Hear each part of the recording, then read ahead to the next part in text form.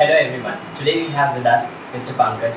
He has 10 years experience in recruitments and placements and a popular recruitment consultant based in Delhi. Currently running a recruitment organization that is Manhunt Consultant. Thank you sir for giving us your precious time and valuable support.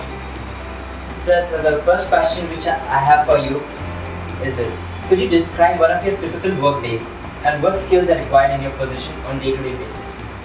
We're talking about typical days. Every day is typical for recruitment consultant's life. The thing is that every day you get some new project to work on. So I believe each and every day is a typical day. If I talk about one of the typical days, as per your question, so I would take like we are into the business of recruitment. What exactly happens? Many big brands from India, that will be from North India, from South India, it comes for recruitment drives. They come here for fetching numbers, fetching manpower. So that days can be considered as typical days because on that day we have to manage all the things like their transportation, their all arrangements. We have to call a lot of candidates for interviews. Before calling a lot of candidates, we have to screen the candidate whether they are suitable for the particular job or not. Once we find that the candidates are screened and suitable for the job, then we call them for an actual interview with client. And interview happens. Like interview happens in 3 rounds, 4 rounds, depending on the criteria and of the company. So that day can be considered as typical day because that particular day takes a lot of time. Like interview starts at 11 a.m. in the morning and it goes till 11 p.m. in the evening. So that I can find a typical day. So the next question is, what do you find most enjoyable? How many hours do you work? My duty hour goes from 11 to 12 hours a day. What I find the most enjoyable in my job is we have a lot of learning scope in this particular field. Really, we come across with a lot of clients, talking with a lot of clients, lot of requirements. So we come across with all sorts of industries. How industries work, how they grow, what measures they take in recruitment, in placements. So I find it my work enjoyable because it has a wide scope of learning. So nice to hear that, sir. Are there any negatives to your job? Well, it depends because this particular job requires a lot of work, lot of efforts. If someone is not able to put efforts, then it could be negative for him or her. Else, I don't think there is any negativity. Yes, one more thing I can say in terms of negativity, it depends on demand and supply. The thing is that in India, people say that India has a lot of unemployment. But according to me, what we have analyzed here, we have bulk of vacancies in different departments, whether it be IT, manufacturing, BPOs, APOs, but we don't get skilled manpower. Candidates are there, but they have certain like shortcomings in terms of their communication, in terms of their thorough knowledge related to their particular field. So that is negative about the job because we don't get good numbers at the good time.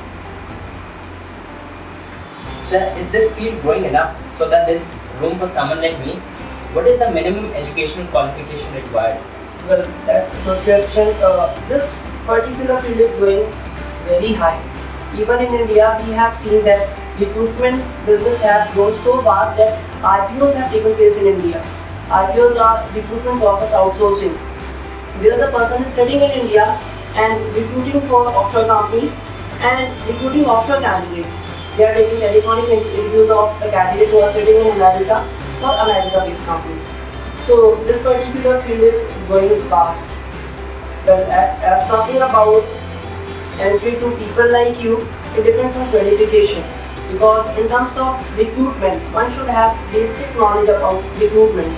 So a person who have done any sort of diploma in HR or person management or the person who is BBA or MBA with a major specialization HR, so that the particular sector is meant for them and they can develop their future in that sector.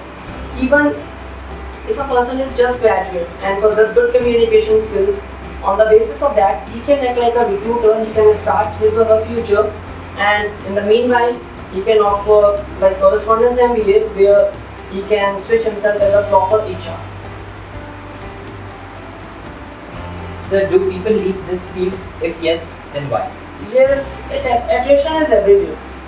Let it be any industry, let it be manufacturing, telecommunication, attrition is everywhere. It depends on like work. Sometimes it happens people leave job when they don't find job suitable. Suitable not in the sense that the job is so typical. Well, the job is typical, but suitability depends on their own perception, how they take the things. So people leave, but attrition is very low or lower as compared to other industries. So what would be the reasonable salary to range to expect if I entered this field? Well, it depends on location to location. Suppose you are talking about Dehradun. So we have good recruitment agencies in Dehradun. Even we have some good companies where recruitment officers, recruitment executives are required. Salary starts from like 15 to 20,000 a month. It goes higher as you become expertise in the industry. And if you find the same job in metropolitan cities, where you can get a package of around 2.5 lakh to 3 lakh per annum.